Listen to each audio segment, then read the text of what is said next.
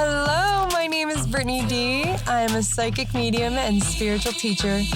My divine purpose is to assist in the expansion of the collective consciousness and to help you become more connected with the divine. This is a space to remember all that you truly are and ignite the possibilities of your highest potential.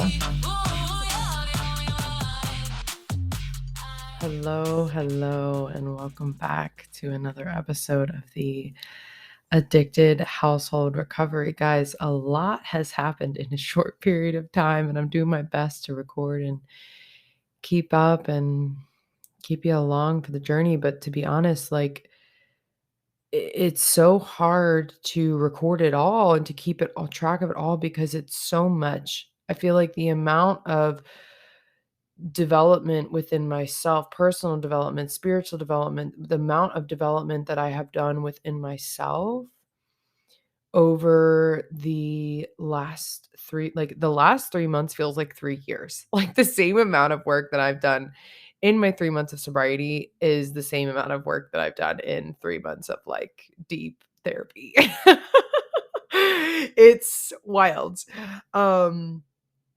And so I'm really trying to keep you guys updated and to keep you guys with the rhythm of the healing. But you just got to understand this is moving really rapidly, and I'm doing my best to capture it all as I can, when I can, and, in a grounded process manner. And,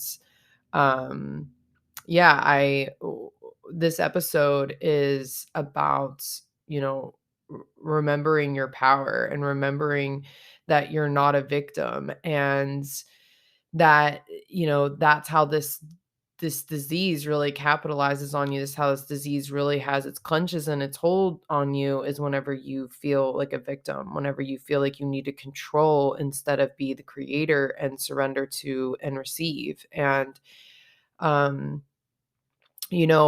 something that I'm going through right now, and that I went through a few months ago, and I even started recognizing that a lot of these episodes were my victimhood, were my resentments, but it was honestly giving that little girl in me a voice. Like, she never had a voice, and I was like, here's your platform, here's your voice, speak, and she might come back, she might have things that she needs to say, and that's okay too. And I'm sure that, I don't have all this journey figured out. And that's what I'm really learning in this, is that, like, when I think it's this thing, it's like, whoa, Brittany, you do not know what the book this is.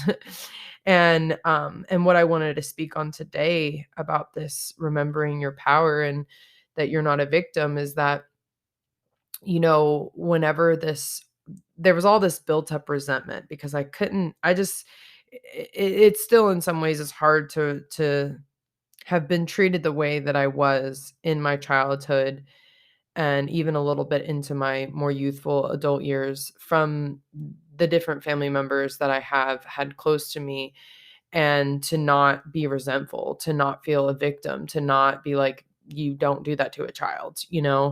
Um, and it's been, whenever I first initially really started liberating myself from this, and from this energy, and from feeling this way, there was so much built up on my heart and in my body and in my system that it honestly just started spewing out. Like, the you know and it's not even that I necessarily actually vocalize that to the people, but energetically, it was like, "Rawr!" Like, "Fuck you!" But I needed to do that. I needed to get that out of my system. And it didn't have to be. I now recognize that it didn't have to be directed towards them.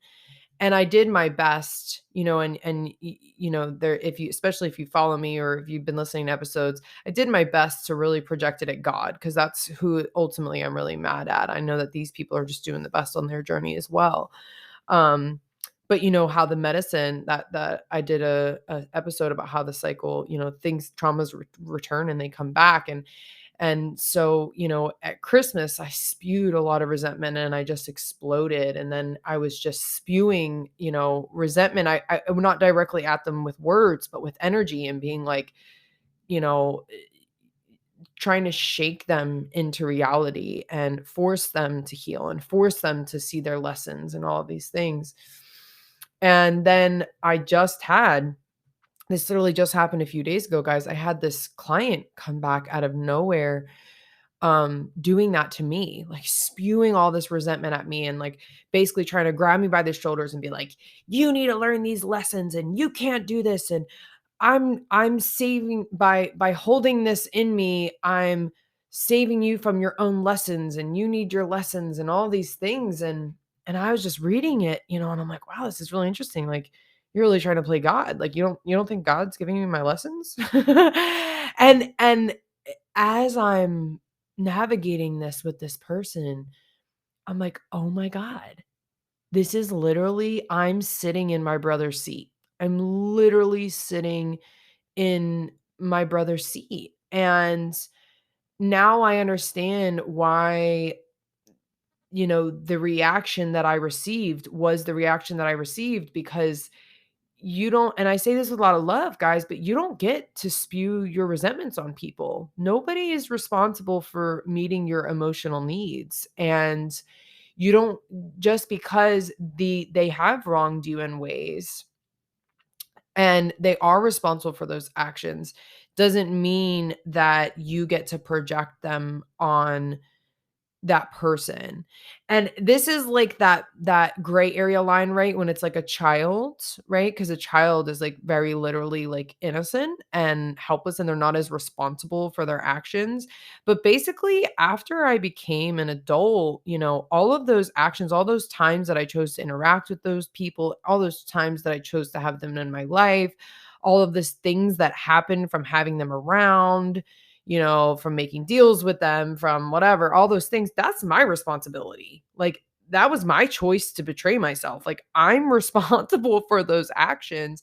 I can't keep going back to the same person saying, like, oh, they won't betray me this time. And then they do. And then I'm like, this is your fault. I resent you for stealing money from me again, even though I let you in my house. It's like that is between me and God. And I'm actually so impressed. So impressed. I was actually just in the shower today, literally crying out like in gratitude and so inspired by my brother because he held his ground. He respected himself and he was like, "No, like you don't get to just spew all of your resentments towards me. Like I am a human being, I'm not perfect, but that's not you're not gonna treat me that way." And that's exactly what I had to do with this, previous client of mine. Is like, you don't get to just spew all of your resentments at me. We can have a conversation and, maybe that is something that I don't agree with my brother's behavior. The avoidant is challenging, but to just curse and say like just all this anger and it's like that is not my responsibility. I don't that's not my responsibility to tend to. That's your emotions, that's your anger, that's your resentment, that's your stuff and you have to take care of your stuff. And I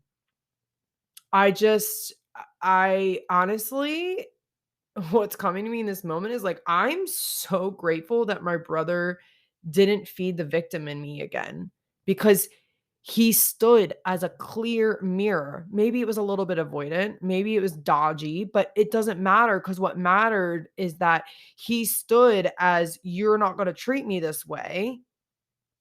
I know that I'm not worthy to be talked to or projected on or energetically harassed in this way, and this is your stuff. So stood and held that divine mirror, right?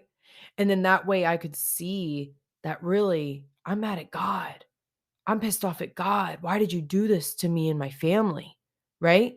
And so I was able to take it and navigate it to the right place. And to be totally honest, there is so many things in my life that my brother has done to me that were wrong and that were not okay and that were not acceptable. But I feel like in this one circumstance, of him fully staying anchored in his power and in his worth and not feeding the victim in me. It was like he washed it all away so quickly because now I can be in my power. Now I can radiate in my light and not, if people are feeding the victim in you, then they're keeping it alive.